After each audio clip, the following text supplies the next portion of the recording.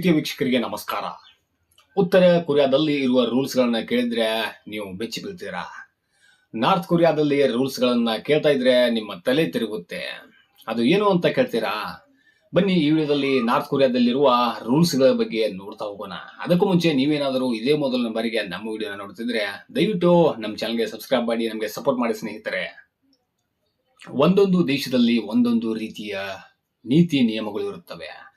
ಪಾಲಿಸದಿದ್ದಲ್ಲಿ ದಂಡ ಅಥವಾ ಶಿಕ್ಷೆ ಕಟ್ಟಿಟ್ಟ ಬುತ್ತಿ. ಇದೀಗ ಉತ್ತರ ಕೊರಿಯಾದಲ್ಲಿ ಒಂದಷ್ಟು ಸ್ಪೆಷಲ್ ರೂಲ್ಸ್ಗಳು ಹೊಸದಾಗಿ ಬಂದಿವೆ. ಈ ಉತ್ತರ ಕೊರಿಯಾದಲ್ಲಿ ಒಬ್ಬ ಸರ್ವಾಧಿಕಾರಿ ಇದ್ದಾನೆ. ಆತನ ಹೆಸರು ಕಿಮ್ ಜಾಂಗ್ ಉನ್. ಅವನಿಗೆ ಒಬ್ಬಳು ಈಗ ಮಗಳು ಇದ್ದಾಳೆ. ಒಂದು ಮುದ್ದಾಗಿ ಹೆಸರನ್ನ ಇಟ್ಟಿದ್ದಾನೆ. ಆ ಹೆಸರು ಏನಂದ್ರೆ ಜೂ ಇ ಎಂದು ಆ ಮಗಳಿಗೆ ಹೆಸರಿಟ್ಟಿದ್ದಾನೆ. ಆ ಹೆಸರು ಯಾವುದೇ ಕಾರಣಕ್ಕೂ ದೇಶದಲ್ಲಿ ವಾಸಿಸುವ ಸಾರ್ವಜನಿಕರು ಇಟ್ಟುಕೊಳ್ಳುವಂತಿಲ್ಲ. ಹಾಗೇನಾದರೂ ಆ ಹೆಸರು ಇಟ್ಟುಕೊಂಡಿದ್ದರೆ ತಮ್ಮ ಹೆಸರನ್ನ ಬದಲಾಯಿಸಿಕೊಳ್ಳಬೇಕು ಎಂದು ಕಿಮ್ ಜಾಂಗ್ ಉನ್ ಆದೇಶಿಸಿದ್ದಾನೆ. ಒಂದು ವೇಳೆ ನಿಯಮ ಮೀರಿದರೆ ಜೈಲು ಪಾಲಾಗುವ ಸ್ಥಿತಿ ಬರಬಹುದು. ಈ ಹಿಂದೆ ಯಾರಾದರೂ ಹೆಸರನ್ನ ಇಟ್ಟುಕೊಂಡಿದ್ರೆ ಬೇಗನೆ ಬದಲಾಯಿಸಿಕೊಳ್ಳಬೇಕಂತೆ. ಮತ್ತು ಕಿಮ್ ಜಾಂಗ್ ಉನ್ ಭಾಷಣ ಮಾಡುವ ಸಮಯದಲ್ಲಿ ನಿದ್ರೆ ಮಾಡಲೇಬಾರದು. ಹಾಗೇನಾದರೂ ನಿದ್ರೆ ಮಾಡಿದ್ದು ಕಂಡು ಬಂದಿದ್ದೇ ಆದರೆ ಶಿಕ್ಷೆ ಅಂತೂ ಪಕ್ಕಾ ಬಿಡಿ.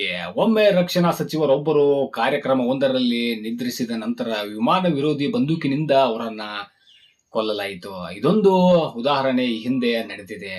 ಹಾಗೆ ಯಾರಾದರೂ ಕಾರ್ಯಕ್ರಮದಲ್ಲಿ ಕಿಮ್ ಜಾಂಗ್ ಉನ್ ಭಾಷಣ ಮಾಡುವಾಗ ನಿದ್ರೆಗೆ ಜಾರಿದರೆ ಅವರ ಸಾವು ಖಂಡಿತ ಅಂತ ಹೇಳ್ಬಹುದು ಈ ದೇಶದಲ್ಲಿ.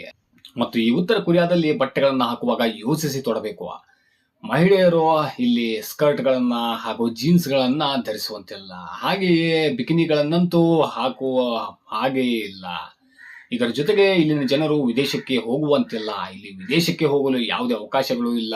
ಮತ್ತೆ ಪಾಸ್ಪೋರ್ಟ್ ಆ ರೀತಿ ಯಾವುದೇ ಇಲ್ಲಿ ಡಾಕ್ಯುಮೆಂಟ್ಗಳು ಇಲ್ಲ. ಒಂದು ವೇಳೆ ವಿದೇಶಗಳಿಗೆ ಏನಾದರೂ ಬಾರ್ಡರ್ನ ದಾಟಿ ತಪ್ಪಿಸಿಕೊಂಡು ಹೋದರೆ ಅವರನ್ನ ಬಹಿಷ್ಕಾರ ಹಾಕಲಾಗುತ್ತೆ. ಇಲ್ಲದಿದ್ದರೆ ಅವರನ್ನ ಖಂಡಿತವಾಗಿ ಕೊಲ್ಲಲಾಗುತ್ತೆ. ಈ ದೇಶದಲ್ಲಿ ಪುರುಷರು ಹಾಗೂ ಮಹಿಳೆಯರಿಗೆ ಕೂದಲು ಕತ್ತರಿಸುವುದರ ಬಗ್ಗೆ ಉತ್ತರ ಕೊರಿಯಾದಲ್ಲಿ 2013ರಲ್ಲಿ ನಿಯಮಗಳನ್ನ ತಂದಿದೆ. ಅದರ ಪ್ರಕಾರ ಪುರುಷರು ಮತ್ತು ಮಹಿಳೆಯರಿಗೆ ಹೇರ್ ಕಟ್ ಪಟ್ಟಿಯನ್ನ ಬಿಡುಗಡೆ ಮಾಡಿದೆ. ಮಹಿಳೆಯರು 18 ವಿಧಗಳಲ್ಲಿ ಮತ್ತು ಪುರುಷರು 10 ರೀತಿಯಲ್ಲಿ ತಮ್ಮ ಕೂದಲನ್ನ ಕತ್ತರಿಸಬಹುದು. ಒಂದು ವೇಳೆ ವಿಭಿನ್ನವಾದ ಹೇರ್ ಕಟ್ಟಿಂಗ್ ಗಳನ್ನ ಇಲ್ಲಿ ಮಾಡಿಸಿಕೊಂಡರೆ ಅವರಿಗೆ ಶಿಕ್ಷೆ ಅಂತೂ ಖಂಡಿತ. ಅದೇ ಶಿಕ್ಷೆ ಅಂದ್ರೆ ಸಾವಂತೂ ಖಂಡಿತ. ಉತ್ತರ ಕೊರಿಯಾದ ಜನರು ಅಂತಾರಾಷ್ಟ್ರೀಯ ಕರೆಗಳನ್ನ ಮಾಡುವ ಹಾಗೂ ಸ್ವೀಕರಿಸುವ ಅವಕಾಶವಿಲ್ಲ. ಹೀಗೆ ಮಾಡಿದ ವ್ಯಕ್ತಿಯನ್ನ 2007ರಲ್ಲಿ ಗಲ್ಲಿಗೇರಿಸಲಾಗಿತ್ತು. ಈ ದೇಶದ ಟಿವಿಗಳಲ್ಲಿ ಕೇವಲ 3 ಚಾನೆಲ್ಗಳು ಮಾತ್ರ ನೋಡಬಹುದು. ಇವುಗಳನ್ನ ಸರ್ಕಾರ ನಿಯಂತ್ರಿಸುತ್ತೆ. ಇಲ್ಲಿನ ಜನರು ಈ ಚಾನೆಲ್ಗಳನ್ನ ಮಾತ್ರ ವೀಕ್ಷಿಸಬಹುದು. ಮನೋರಂಜನೆಗೆ ಇಲ್ಲಿ ಅವಕಾಶವೇ ಇಲ್ಲ. ಮನೋರಂಜನೆ ಚಾನೆಲ್ಗಳನ್ನ ನೋಡಲು ಅವಕಾಶವೇ ಇಲ್ಲ. ಮತ್ತು ಇಲ್ಲಿ ಯಾವುದೇ ರೀತಿ ಸಿನಿಮಾಗಳನ್ನ ನೋಡಲು ಅವಕಾಶವೇ ಇಲ್ಲ. ಈ ಉತ್ತರ ಕೊರಿಯಾ ಪೂರ್ವ ಏಷ್ಯಾದಿಂದ ಒಂದು ದೇಶವಾಗಿದೆ. ತನ್ನ ಸರ್ವಾಧಿಕಾರಿ ಆಡಳಿತ ಮತ್ತು ಕಠಿಣ ನಿಯಮಗಳಿಗೆ ಜಾಗತಿಕವಾಗಿ ಕುಖ್ಯಾತಿಯನ್ನ ಪಡೆದಿದೆ. ಕಿಮ್ ಜಾಂಗ್ ಉನ್ ನೇತೃತ್ವದಲ್ಲಿರುವ ಈ ದೇಶ ಪ್ರಪಂಚದ ಇತರ ದೇಶಗಳಿಂದ ಪ್ರತ್ಯೇಕವಾಗಿ ತನ್ನದೇ ಆದ ನಿಗೂಢ ಜೀವನ ಶೈಲಿಯನ್ನ ಹೊಂದಿದೆ. ಈ ದೇಶದಲ್ಲಿ ಕಿಮ್ ಜಾಂಗ್ ಉನ್ ಆಡಳಿತವೇ ಅಂತಿಮವಾಗಿದೆ. ಇವರ ವಿರುದ್ಧ ಮಾತನಾಡುವುದು ಅಥವಾ ಕಠಿಣ ನಿಯಮಗಳನ್ನ ಉಲ್ಲಂಘಿಸುವುದು ಗಂಭೀರ ಅಪರಾಧವೆಂದು ಪರಿಗಣಿಸಲಾಗುತ್ತೆ.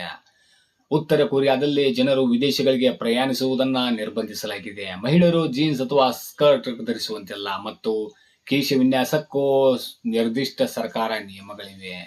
ಉತ್ತರ ಕೊರಿಯಾ ಈ ದೇಶವು ಕೊರಿಯನ್ ಪರ್ಯಾಯ ದ್ವೀಪದ ಉತ್ತರ ಭಾಗವನ್ನ ಆಕ್ರಮಿಸಿಕೊಂಡಿದೆ.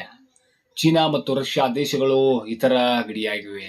ಭೌಗೋಳಿಕ ಬೆಟ್ಟಗುಡ್ಡಗಳಿಂದ ಕೂಡಿದ್ದರೂ ಇಲ್ಲಿ ಕಲ್ಲಿದ್ದಲು, ಚಿನ್ನ ಮತ್ತು ತಾಮ್ರದಂತಹ ಖನಿಜ ಸಂಪತ್ತು ಹೇರಳವಾಗಿ ಸಿಗುತ್ತೆ. ಕೃಷಿ ಭೂಮಿ ಕಡಿಮೆ ಇರುವುದರಿಂದ ಭತ್ತ, ಗೋಧಿ ಮತ್ತು ಜೋಳ ಇಲ್ಲಿನ ಮುಖ್ಯ ಬೆಳೆಗಳಾಗಿವೆ.